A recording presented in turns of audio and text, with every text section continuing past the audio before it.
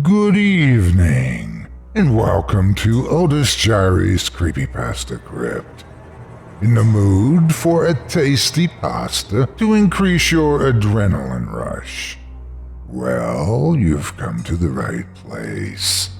Pull up a chair, get some popcorn, put your feet up, and have a listen, if you dare.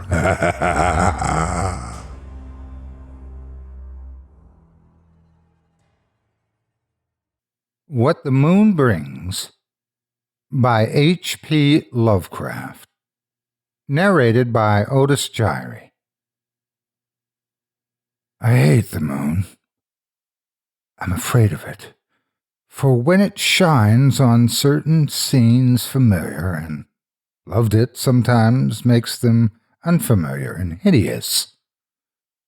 It was the spectral summer when the moon shone down on the old garden where I wandered.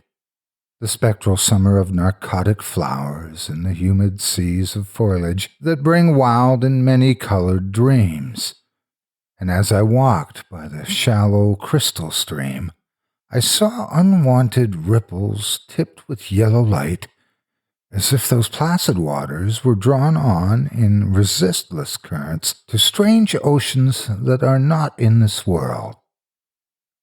Silent and sparkling, bright and baleful, those moon-cursed waters hurried I knew not whither, whilst from the embowered banks white lotus blossoms fluttered one by one in the opiate night wind and dropped despairingly into the stream, swirling away horribly under the arched carven bridge and staring back with the sinister resignation of calm, dead faces.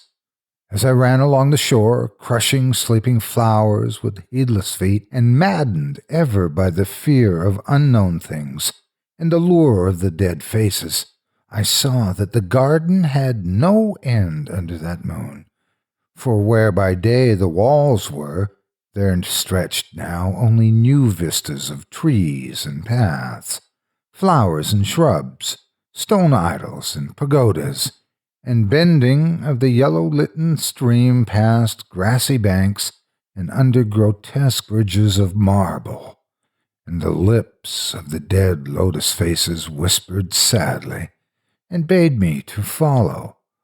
Nor did I cease my steps till the stream became a river and joined amidst marshes of swaying reeds and beaches of gleaming sand the shore of a vast and nameless sea.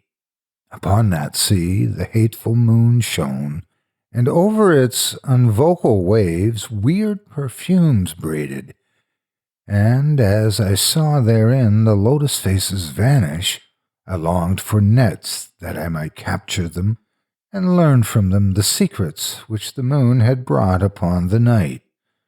But when the moon went over to the west, and the still tide ebbed from the sullen shore, I saw in that light old spires that the waves almost uncovered, and white columns gay with festoons of green seaweed, and knowing that to this sunken place all the dead had come, I trembled, and did not wish again to speak with the lotus faces.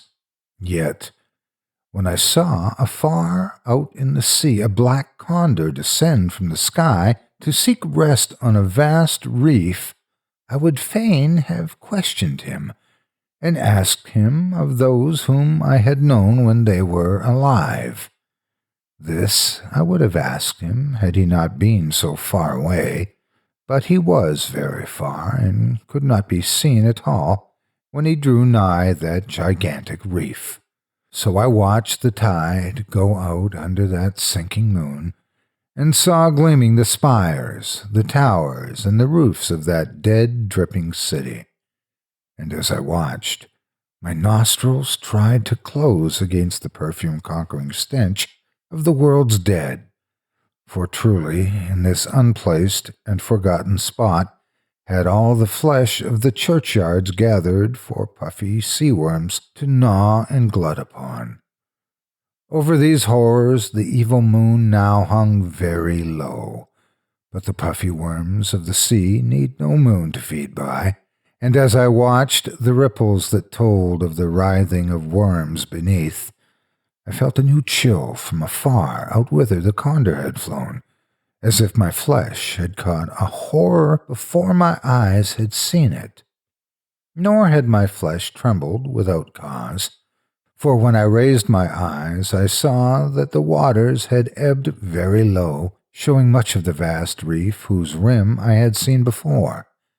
And when I saw that the reef was but the black basalt crown of a shocking icon, whose monstrous forehead now shone in the dim moonlight, and whose vile hooves must paw the hellish ooze miles below, I shrieked and shrieked, lest the hidden face rise above the waters, and lest the hidden eyes look at me after the slinking away of that leering and treacherous yellow moon.